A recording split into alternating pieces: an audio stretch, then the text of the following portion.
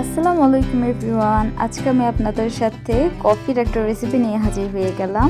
আজকে আমি আপনাদেরকে রেস্টুরেন্টের মতো ক্যাপাচিনো তৈরি করে দেখাবো।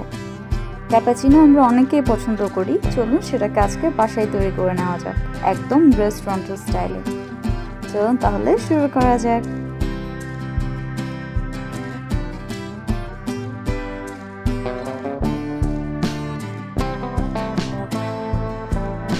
প্রথমে এখানে আমি 2 টেবিল চামচের মতো ইনস্ট্যান্ট কফি ব্যবহার করছি। আপনারা যে কোনো ব্র্যান্ডের ইনস্ট্যান্ট কফি এখানে ব্যবহার করতে পারেন। দিয়ে দিলাম 3 টেবিল চামচ চিনি, সঙ্গে দিচ্ছি সামান্য একটু পানি।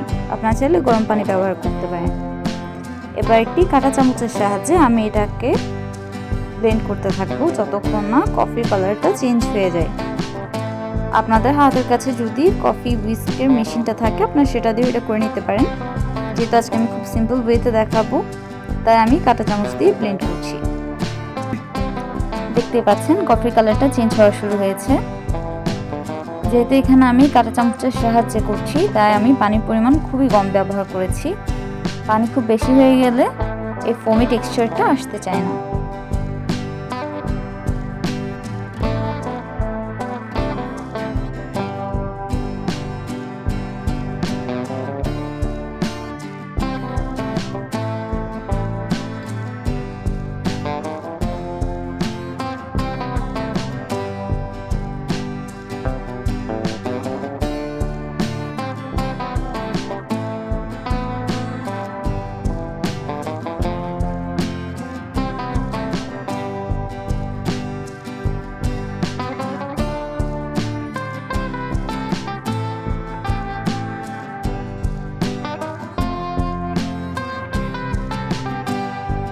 দেখতে পাচ্ছেন আমার কফির কালারটা অনেকটাই লাইট হয়ে এসেছে। এবার আমি হুইস্ক করা বন্ধ করে দিব। আপনার চাইলে আরও কিছুক্ষণ হুইস্ক করে আরও ফোমি করে নিতে পারেন। এবার একটি জারের মধ্যে আমি গরম দুধ নিয়ে নিচ্ছি। ঢাকনা দিয়ে আমি জারটাকে খুব ভালোভাবে ঝাঁকিয়ে নিব। এতে করে দুধে একটা ফোম তৈরি হবে। এটা অপশনাল, তবে রেস্টুরেন্টের মতো একটা ইফেক্ট চাইলে আপনারা এটা অবশ্যই করে নেবেন।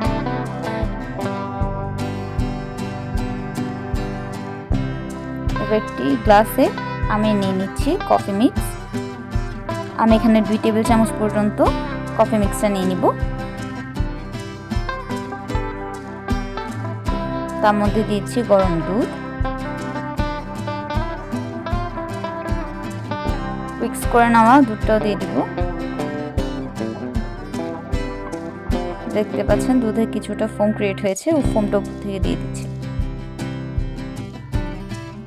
উপর থেকে আরো কিছুটা কফি মিক্স দিয়ে দিচ্ছি।